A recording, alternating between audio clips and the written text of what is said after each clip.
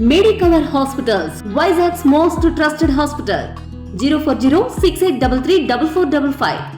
రామకృష్ణరాజు ఉన్నారు ప్రస్తుతం మనతో మాట్లాడడానికి. వైసీపీ కేంద్ర కార్యాలయం కూల్చివేత పైన ఆయన ఏ విధంగా రియాక్ట్ అవుతారో ఒకసారి మాట్లాడదాం.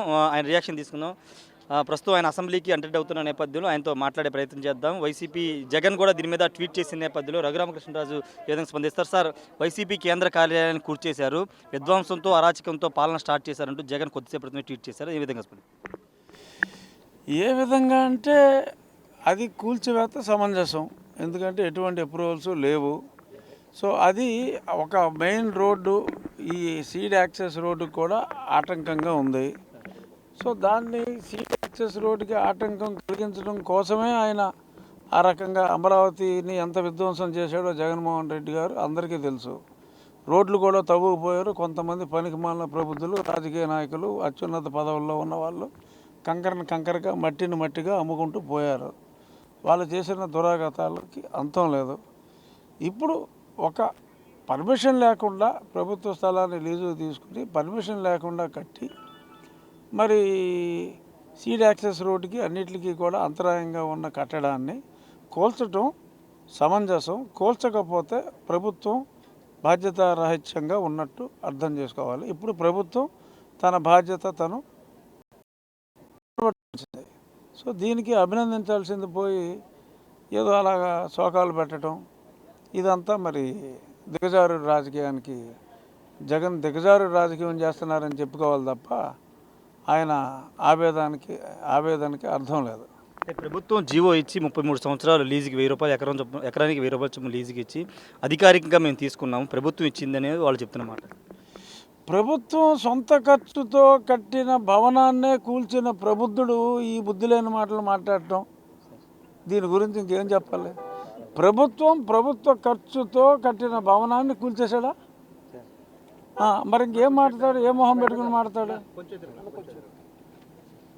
ఇంకే మొహం పెట్టుకుని మాట్లాడు చెప్పండి. ఇది రాజకీయ కక్ష సాధింపు అని జగన్ అంటున్నారు. ఖచ్చితంగా దీని మీద ఫైట్ చేస్తాము, ప్రజల్లోకి వెళ్తాము. ప్రజల్లోకి వెళ్ళమనండి. ఆయన ప్రజల్లోకి ఎలా వెళ్ళాలి అని వంకలు ఎత్తుక్కుంటున్నాడు.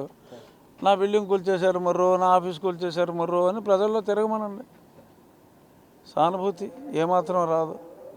ఎందుకంటే అప్పుడు చెప్పాడు కదా, పర్మిషన్ లేకపోతే కూల్చివేయాలి అన్నాడు కదా. పర్మిషన్ లేదు, కూల్చివేసాము అని చెప్పండి అంతే. ప్రతిపక్ష నేత లేకుండా ఈరోజు స్పీకర్ ఎన్నిక జరగబోతుంది, అసెంబ్లీకి రావట్లేదు, ఆయన పులివెందులు వెళ్ళిపోతున్నారు. దీన్ని ఎలా చూస్తారు? ఆయన ప్రతిపక్ష నేత కాదు, లేదు, హోదా లేదు. ఉండటం సభా మర్యాద. అటువంటి మర్యాద ఏమాత్రం లేని వ్యక్తి జగన్మోహన్ రెడ్డి అని చెప్పి ఇన్నాళ్ళు ప్రజలు అనుకుంటున్నారు. అది నిజం చేసే ప్రయత్నంలో ఇవాళ ఉన్నాడు. ఆయన పులివెందులకి వెళ్ళిపోయాడు. దానికి మనం ఆయన కుసంస్కారానికి మనం బాధపడాలి తప్ప అది లేకుండా స్పీకర్ ఎన్నిక జరుగుతుందని అనుకోవటం తప్పు. Thank you sir. ఖచ్చితంగా ఇది కూల్చివేతలు అనేవి గతంలో ఇది పూర్తిగా సీడ్ యాక్సెస్ రోడ్డుకు సంబంధించి అదేవిధంగా పూర్తిగా నిర్మాణాలకి అడ్డుగా ఉంటుంది. అంతేకాదు అది అక్రమంగా ప్రభుత్వ వేరే జీవోల ద్వారా తీసుకొచ్చిన భూమి కాబట్టి దాన్ని కూల్చడం తప్పులేదు. కావాలనే ఇలాంటి వ్యాఖ్యలు జగన్ చేస్తున్నారని రఘురామకృష్ణరాజు చెప్తున్నారు. ఏదేమైనప్పటికీ అసెంబ్లీలో ప్రతిపక్ష హోదా లేకపోయినా ఒక పార్టీ అధ్యక్షుడిగా ఆయన ఉండాల్సింది. కానీ ఆయన లేకపోవడం ఆయన కుసంస్కారానికి అర్థం పడుతుందంటూ camera person ప్రసాద్తో Rayesh RTV, Amaravati నుండి.